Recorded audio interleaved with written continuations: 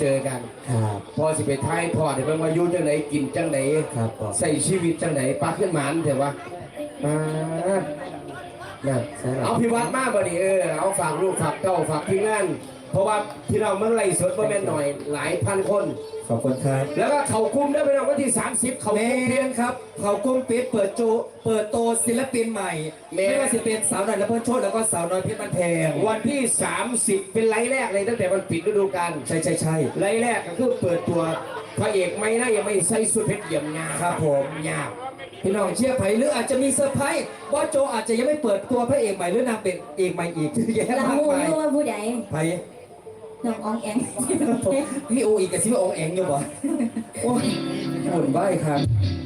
พ่อการชัยอยู่ไหนเอ่ยไฮเต้อุ้งอิงต้องไปจนถึงว่าถึงเลขเด้อขอจะบอกให้ ไม่เป็นไรพ่อไม่ถูกแต่ว่าหนูให้พ่อถูกหัวแปด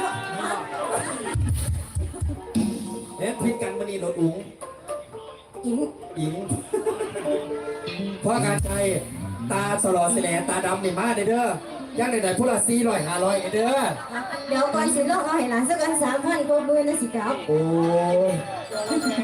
เอาตัวสิบังได้กับตามเต้แล้วเอ้าสแตนเซลล์ทักษะศิลปิน